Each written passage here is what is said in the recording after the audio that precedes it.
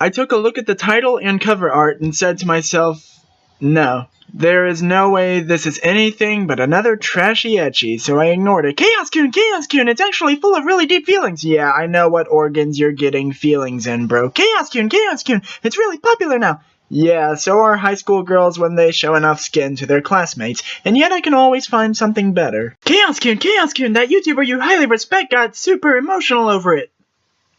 Well, this warrants my attention. Chaos-kun, Chaos-kun, it's ranking number 52 on Mal! You're kidding me. And that is how I started Bunny Girl Senpai. The series is centered around a concept called puberty syndrome, in that problems in someone's life take a supernatural manifestation around the time of adolescence. For example, Mai Sakurajima, who is a young actress who wanted to be less well-known, and as a result became invisible to everyone but a handful of individuals, such as Sakata, our main character. Sakata is somehow resistant to the effects of everyone's puberty syndrome and is therefore able to help each cute girl with their supernatural issue by helping them with the issue bothering their hearts.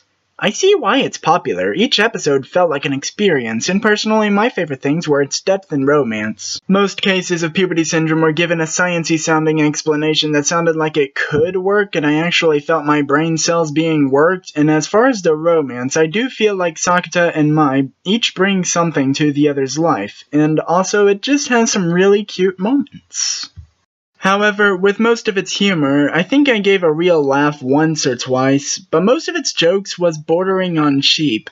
The biggest thing to note about Bunny Girl Senpai is the relatability. I was slightly relating to Mai, or rather her problem. When I went to see Batman vs Superman, it was with a group of relatives, and I started to speak on multiple occasions only to be talked over and only one other person saw what was happening. Every once in a long while, this still happens when I'm in a group. It's weird, like I turn invisible. Kaede's body had cuts appear on it at random as a result of cyberbullying, which is a fine analogy of what cyberbullying can actually do to a person, and Kaede was quite brought to life as a character. I can't relate though.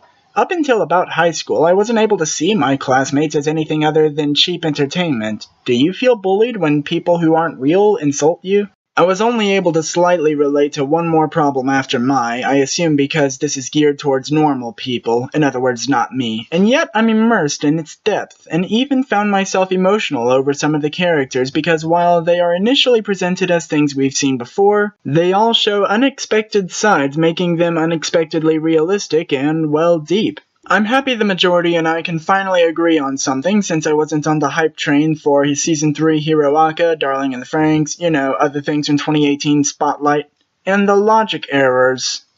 There are no logic errors. I know, longtime viewers of mine are yelling, it ain't Chaos-kun reviews without Chaos-kun nitpicking every odd speech pattern and making a writer cry. Well, too bad. I suppose they never did explain Sakata's immunity, but other than that, everything is wrapped up nicely. I don't have any lingering questions, I'm satisfied with it, and it will be something I recommend to anime newcomers in the future, and now I will explain why I was simultaneously bummed.